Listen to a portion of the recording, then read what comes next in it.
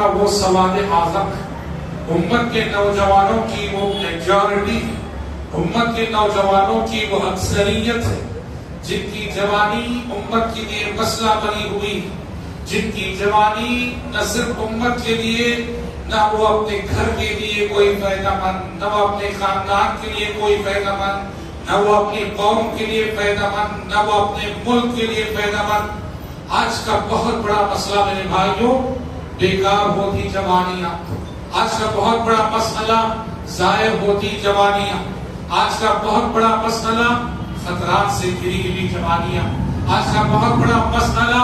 آفتوں میں گھری ہوئی جوانیاں، کہ وہ نوجوان جسے امت کا سرمایہ ہونا چاہیے تھا، وہ نوجوان جسے قوم ملک و وطن کا سرمایہ ہونا چاہیے تھا، وہ نوجوان جسے اپنی بہنوں بھائیوں کا نگہبان ہونا چاہیے تھا، وہ نوجوان جسے اپنے ماں باپ کا مطیع و فرما بردار لڑکا ہونا چاہیے تھا۔ یہ جوانیاں آج جس طرح ضائع ہو رہی ہیں،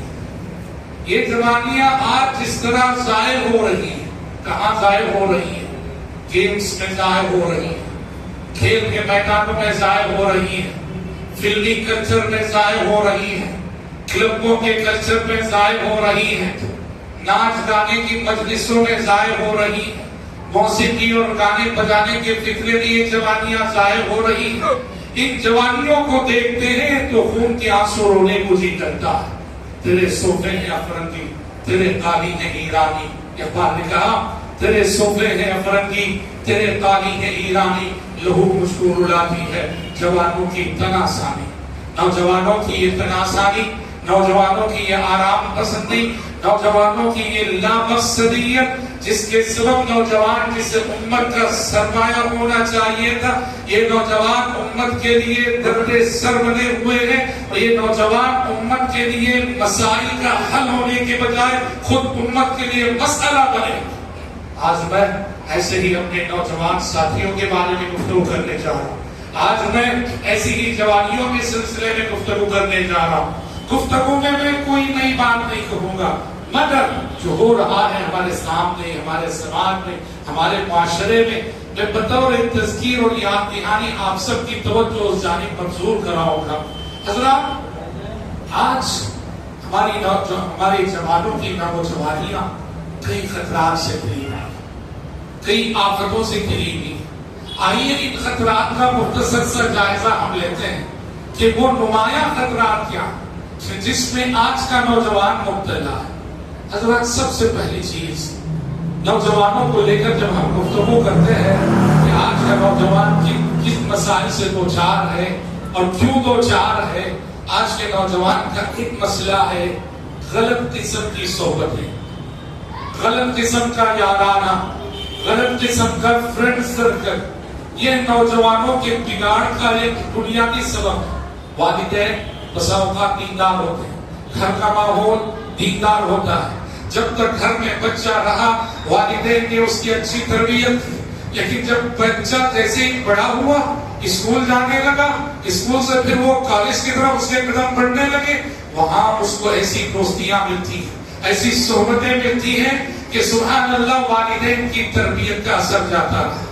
گھر کے ماحول کی جو برکتیں اس کی زندگی میں تھی وہ برکتیں جاتی رہی، اپنے غلط قسم کے دوستوں احباب کی صحبتوں میں بیٹھ کر ساری غلط عادتیں وہ سیکھتا ہے۔ میرے نوجوان ساتھیوں، یہ بات یاد رکھنا، صحبت جسے کہتے ہیں، دوستی جسے کہتے ہیں، یہ کوئی معمولی بات نہیں۔ یہ آپ اگر دیکھیں ایک جائزے کے مطابق ہر انسان اپنی زندگی کا سب سے زیادہ وقت دوستوں کے ساتھ ہی گزارتا ہے، اپنے ماں باپ کے ساتھ اتنا وقت وہ نہیں گزارتا،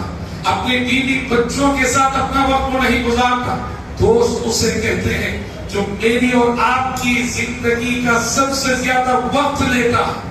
دن اور رات کی 24 گھنٹوں کی مصروفیات میں اگر آپ جائزہ لے کر دیکھیں، جن سے آپ ملتے ہیں، جن کے ساتھ آپ اٹھ بیٹھتے ہیں، سب سے زیادہ وقت جو ہماری اور آپ کی زندگی کا لیتا ہے وہ ہمارا دوست ہوتا ہے۔ ایسے میں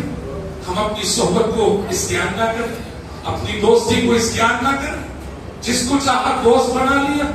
جس نے چاہے ہم دوست بن گئے، اس کے کیریکٹر کو نہ دیکھا، اس کے اخلاق کو نہ دیکھا، اس کے عقیدے کو نہ دیکھا. ارے بازار جاتے ہو ایک وقت کا سالن بنانے کے لیے ٹماٹر خریدتے ہو، کتنا ریسرچ کرتے ہو؟ ایک ٹماٹر گھما کے دیکھتے ہو کہ کہیں کوئی ٹماٹر خراب تو نہیں ہے.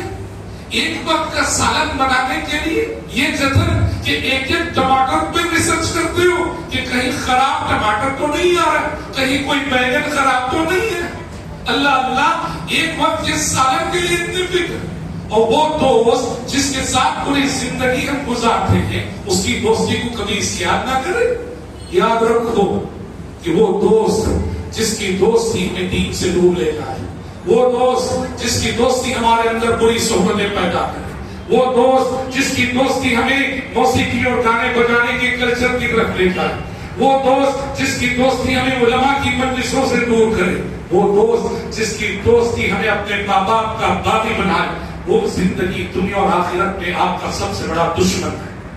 آپ کی یہ زندگی کی سب سے بڑی غلط فہمی ہوگی کہ جو آپ کی زندگی کا سب سے بڑا دشمن ہے اسے آپ نے دوست سمجھ رکھا ہے، اور یہ غلط فہمی آپ کی دنیا کو بھی اجاڑ دے گی، آپ کی آخرت کو بھی اجاڑ دے گی.